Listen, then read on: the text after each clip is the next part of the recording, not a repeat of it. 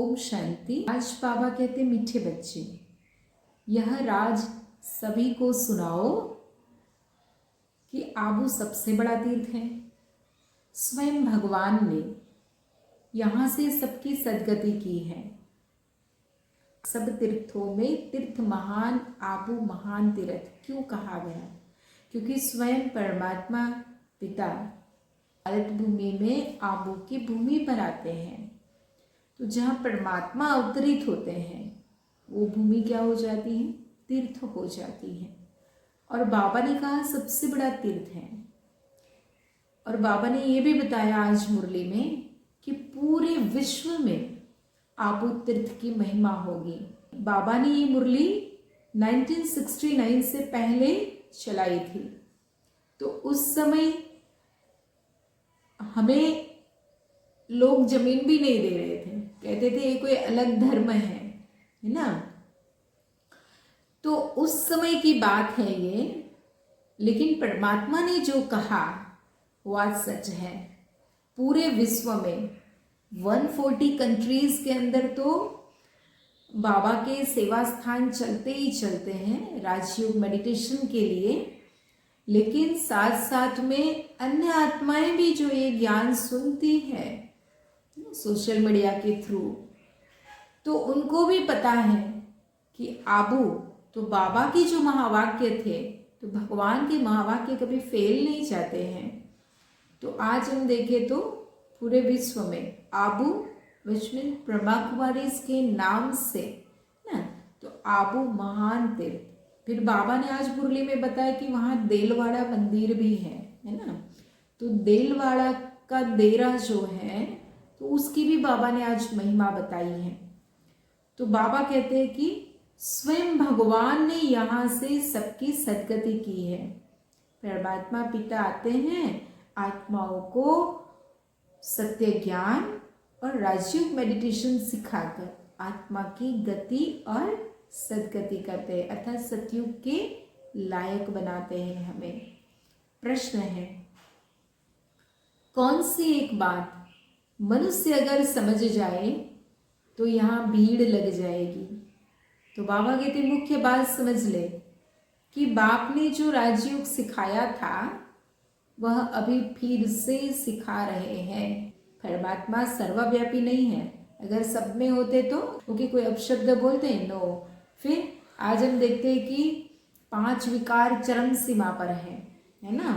तो आज जो भी मतलब नुकसान या फिर जो भी अत्याचार होते हैं बहनों पर भी, तो अंदर सबके अंदर है, बीच में सबके अंदर है परमात्मा ना। तो अंदर बैठा परमात्मा ये होने देता?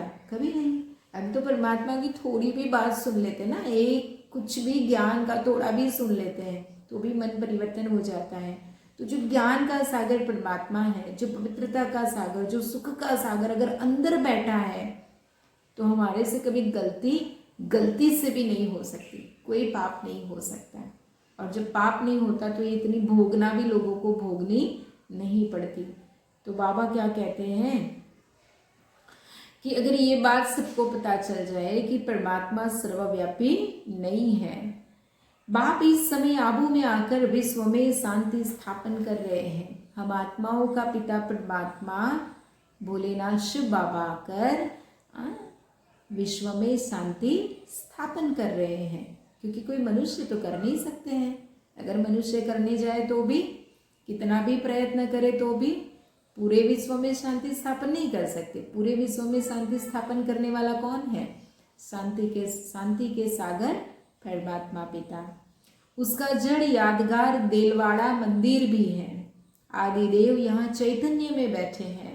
यह चैतन्य देलवाड़ा मंदिर है। मधुबन में ब्रह्मा बाबा और मम्मा, तो उनको आदि देव कहा गया है, ब्रह्मा बाबा को, और मम्मा को आदि देवी कहा गया है। यह बात समझ ले तो आबू की महिमा हो जाए और यहाँ भीड़ लग जाए। आबू का नाम बाला हो गया तो यहाँ बहुत आएंगे। तो 1969 से पहले कहा था। धारणा के लिए मुख्य सार, पहली पॉइंट, देही अभिमानी बनने का पूरा पुरुषार्थ करना है। देही अभिमानी अर्थात आत्मभान में रहना। तो आत्मा का बयान क्यों? स्त्री और पुरुष, अगर उस देह की दृष्टि से अगर हम देखते हैं तो दृष्टि भी अपवित्र हो जाती है ना, पाप हो जाता है, सूक्ष्म में भी पाप हो जाता है। ऐसे कभी नहीं सोचना है कि जो नसीब में होगा, सेंसिबल बनना है। हम क्या करते हैं, नसीब कहिए ना अपने नसीब में जे हसे थसे ना, तो बाबा શું કહે છે, बिना पुरुषार्थ के प्रारब्ध प्राप्त नहीं होती है। पहले पुरुषार्थ फिर प्रारब्ध। सेंसिबल बनना है, समझदार बनना है। दूसरी पॉइंट, ज्ञान सुनकर उसे स्वरूप में लाना है, सिर्फ सुनना सुनाना नहीं। बाबा कहते कि हम जो सुनते हैं ना, एटलीस्ट डेली एक पॉइंट भी धारण करके हमें क्या करना है, हमारी प्रैक्टिकल लाइफ में, हमारे स्वभाव में, हमारे व्यवहार में, हमारी वाणी में वो आना चाहिए परिवर्तन। याद का जौहर धारण कर फिर सेवा करनी है।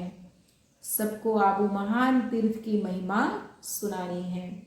ज्ञान सुनकर उसे स्वरूप में लाना है। और परमात्मा की याद का, कहते हैं ना तलवार की धार तेज होनी चाहिए। तो परमात्मा की जो याद है और उनकी याद का बल वो जौहर का कार्य करता है। फिर बाबा ने कहा कि आपू महान तीर्थ की महिमा सुनानी है, क्योंकि परमात्मा आपू की भूमि पर आते हैं। इसलिए जब आप ब्रह्मा कुमारी आश्रम में जाए ना, तो आपको मेडिटेशन करना नहीं पड़ेगा। मेडिटेशन मीन्स कि हमारे जो थॉट प्रोसेस है वो ऑटोमेटिकली पॉजिटिव हो जाती है और बहुत ही लिमिटेड थॉट्स आते हैं वहाँ पर, क्योंकि ऑलरेडी वो तपस्या भूमि है। वरदान, एक बाबा शब्द की स्मृति से याद और सेवा में रहने वाले सच्चे योगी, सच्चे सेवाधारी भव। आप बच्चे मुख से व मन से बार बार बाबा शब्द कहते हो। बच्चे हो तो बाबा शब्द याद आना या सोचना ही योग है, और मुख से बार बार कहना कि बाबा ऐसे कहते हैं, बाबा ने ये कहा, यही सेवा है।